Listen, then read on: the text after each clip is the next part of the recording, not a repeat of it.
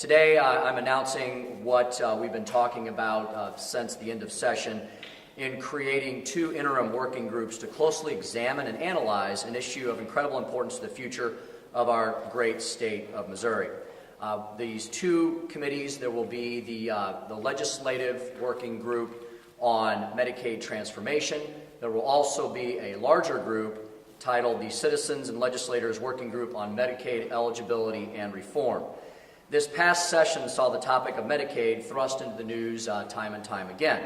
While our governor did his best to put political pressure on the General Assembly to take action on the president's flawed plan to expand an already broken Medicaid system, conservative leadership in both the House and Senate agreed to take a wiser, more deliberative approach.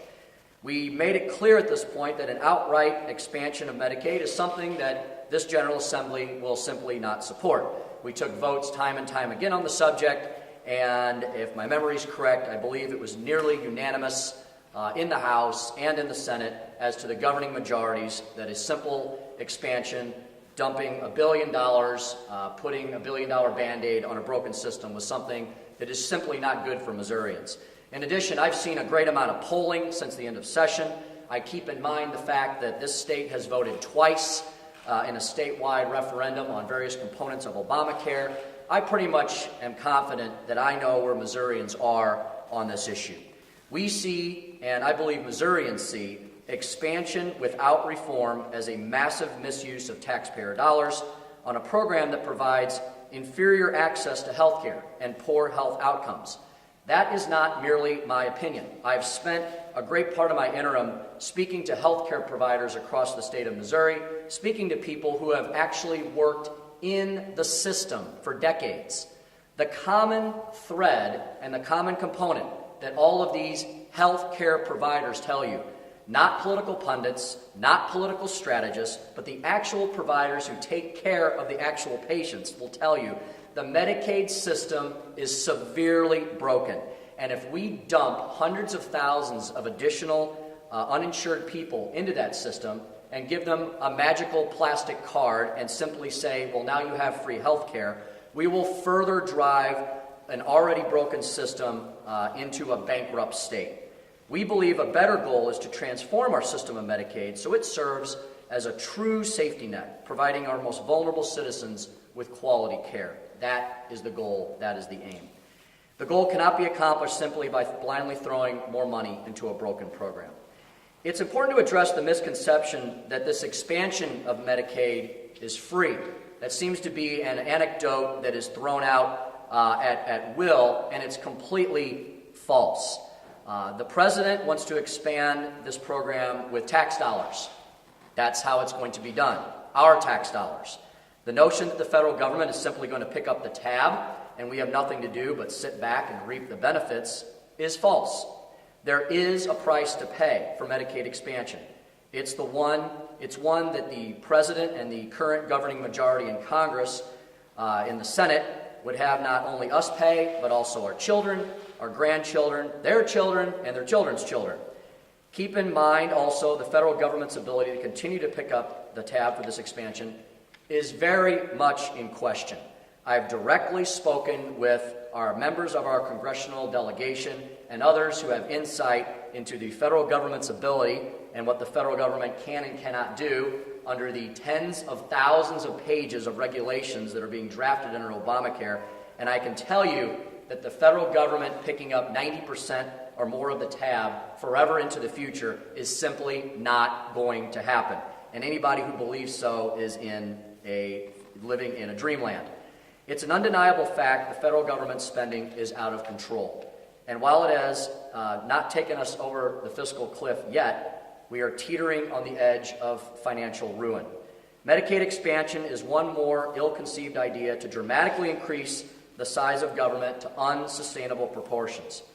As the Medicare Board of Trustees member himself, Charles Blahouse, noted, quote, "From a practical perspective, it is quite unlikely the federal government will make the full amount of Medicaid payments now scheduled under law," end quote. That is from an expert himself. He also points out the federal government has now run 4 consecutive years of unsustainable deficits exceeding over $1 trillion annually, and that, quote, the most influential national policymakers and analysts acknowledge the need for substantial changes to current policies to avoid uncontrolled debt growth in future years. When you acknowledge all of these economic hard facts, you realize how risky the proposition of blind Medicaid expansion really is.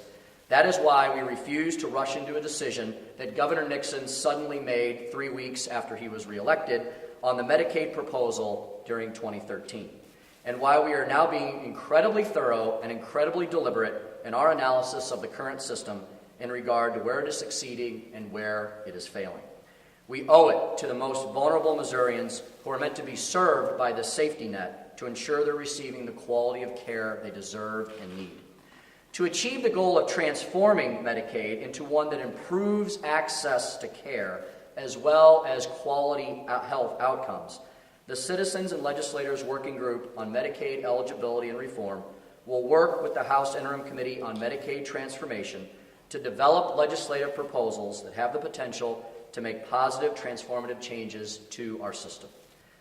The working group will be chaired by my good friend and colleague, Representative Noel Torpy from the Kansas City region, who will lead a group of his House colleagues and private citizens around the state to assemble the information necessary to make informed decisions about the program.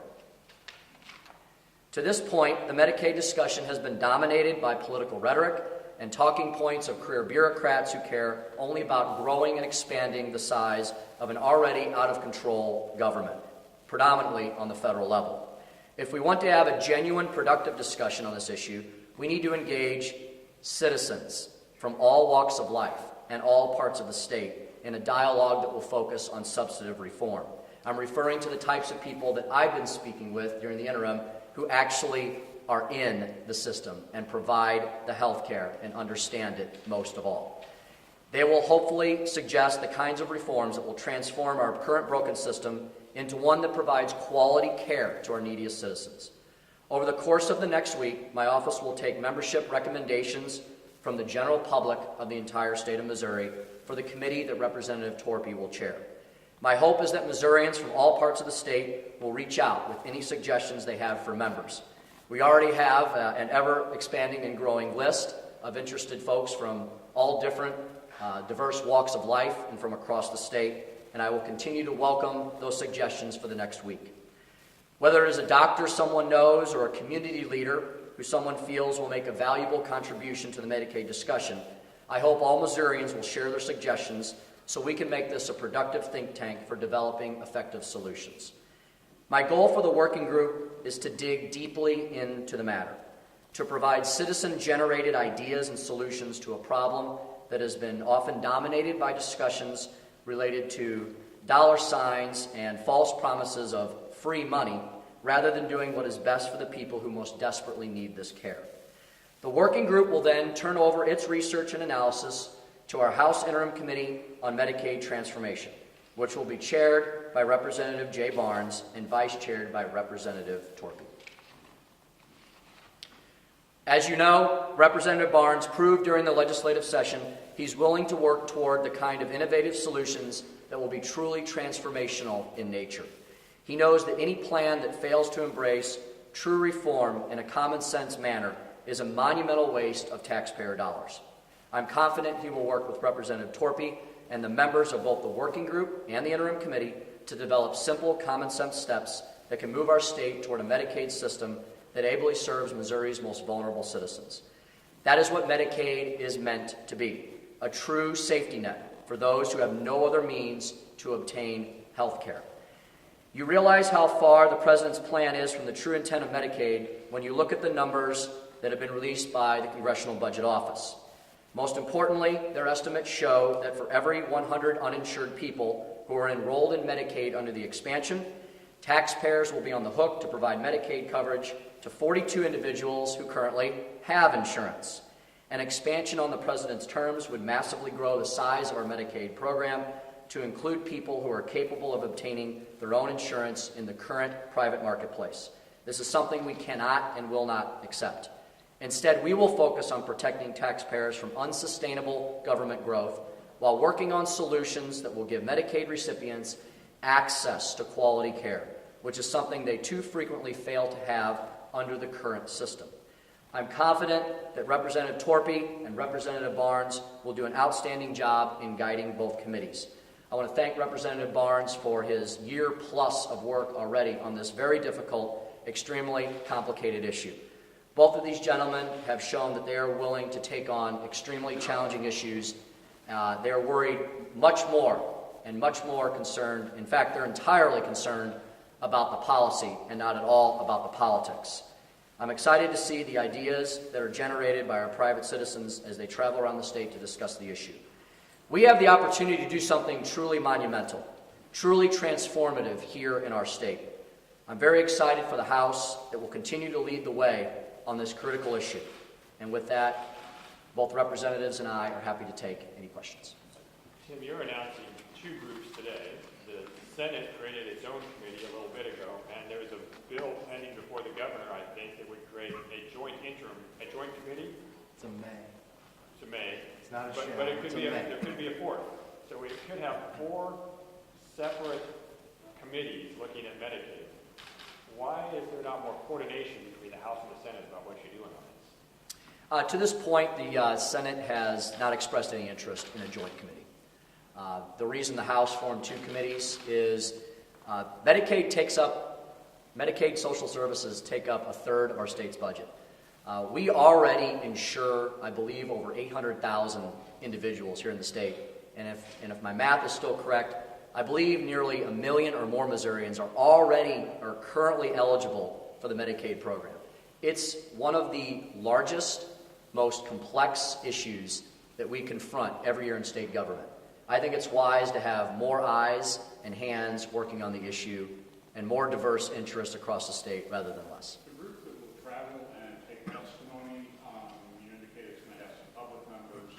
Have you named any of those public members yet? And how big do you anticipate it to be? We, as I mentioned, we're receiving recommendations on a daily basis. I haven't named any specific private members yet. The size of the committee will be dictated by the total amount that I have. They're going to be a very diverse group. I expect there'll be some folks there from the not-for-profit sector, from some of the religious, faith-based institutions, folks who are on all different sides of the philosophical spectrum on the issue of Medicaid. My concept here is we needed to have a larger working group that was a public-private partnership that could travel the state, take as much testimony, as much information as possible from experts and folks who work in this field. They will then distill all of that information down. They'll be the funnel that will distill that down and provide their analysis to the legislative group that Representative Jay Barnes will chair. And the reason for that is we're the ones, the legislature is the group that's ultimately going to have to move or not move a particular piece of legislation. And so I think that makes sense to do it in that fashion. And will the legislative members of Representative Torpey's group necessarily be all members of Representative Barnes' committee, or a majority at least, so that you go through all this process of doing the study, then you have a bunch of people who are reading a report but haven't heard the discussions and debates and have to go back and maybe do it all over again. There will be quite a bit of continuity between the two committees. There will also be continuity between the legislators that worked on this issue for, as I mentioned, an entire year plus in the House, and that will continue to work on it under Representative Barnes, as long as they want to. The goal here remains to find a way to transform Medicaid while also still getting the 100 or 90% federal match. I think the issue of expansion is still very much up in the air as to how much and whether or not, to be honest with you. As I mentioned, I've spoken with a lot of Missourians since session ended, and I believe there is a majority, if not a supermajority, of people in this state that are very concerned about the size and scope of government. We see that reflected on the federal levels with the summer of scandals that we've been experiencing. We see it on the state level with Governor Nixon and the issues he's had to deal with and the scandals he's had to deal with the Department of Revenue and Department of Social Services. People are really questioning every dollar that is being spent now by government. And many believe that that spending, especially on entitlement and welfare programs, is largely out of control. So that question of expansion is going to have to be very tightly wrapped to conservative transformation and reform of a broken program. And we'll see whether or not we can get there. Last year's bill, the 2013 bill, was contingent upon getting that full federal funding. None of the other transformational things would have happened, for the most part, if the president had approved that plan. So is that still the approach we're looking at here? We're only going to transform if we get the full federal match? You know, again, I think it's an open question. And again, something I also have to mention, we need to see some interest from our counterparts in the Senate. We had a very vigorous, exhaustive debate on the Medicaid issue in the House this year, to the point where we moved a bill all the way up to the House calendar. And we had debate on the House floor. The General Assembly cannot pass a bill on any subject under Medicaid if the Senate is not interested. So we're going to have to wait again to see if our Senate counterparts are interested in this issue or not. I will have to see what comes out of their interim committee. If I could add to that, David. First, the Speaker said there's not going to be a preordained result of these committees. He said it in different terms, but that's the short and simple way. But when you talked about contingencies, it was a two-way street, that there weren't going to be any increases in eligibility unless we were allowed to do something with our Medicaid program that no state in the entire history of the Medicaid program was allowed to do, which was to introduce real price competition for the first time and turn recipients into participants in charge of making their own health care decisions.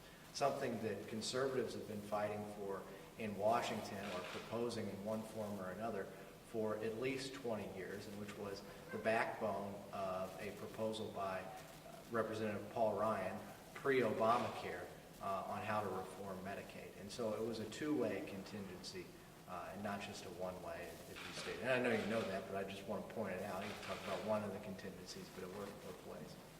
Representative Barnes, your proposal during the session did go to that 100% level, and that was one of the big debates, 101 to 138. Where do you stand going into this process about whether or not we can go to 138? There are no preordained conclusions for these committees. We'll hear testimony, and Chairman Torpy and I will work together. We'll work with the Speaker and see where the testimony comes out.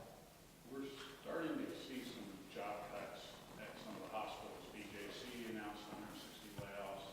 The University of Missouri Healthcare is cutting 90 jobs that were open and 35 more people either getting their jobs or losing their jobs or just having their pay cut. Does that add to the pressure to get something done? To me, it does not. We've also seen unemployment overall in the state at its lowest level in about 4 years, I believe. And if you look at I think the other side of the coin is, I think you also need to look at the facts and figures of the profits of these not-for-profit institutions. They're in the tens, if not hundreds of millions of dollars. That's part of the equation as well. They have a responsibility to have good business models. Do you anticipate the governor's office or his staff getting involved in any of this information gathering process with these committees? You know, I continue to welcome the governor's input on this. I believe I met with the governor close to a dozen times or so during session, I think more than any previous speaker while he's been governor. This was often the topic of discussion, and I believe it was because the governor felt that I was acting in good faith to advance the discussions around Medicaid. And the governor started off in November of 2012 after the election with simply wanting to accept the entire expansion of the program. And by the end of session, he was speaking and singing along with our tune in the House that reform had to be part of the equation. So I'm very happy that the governor has moved towards the smarter, and I think the more right thing to do, which is to reform a broken system, and then hopefully provide good quality care for those Missourians who truly need it. Would that go so far as to have a member of his staff on the working group?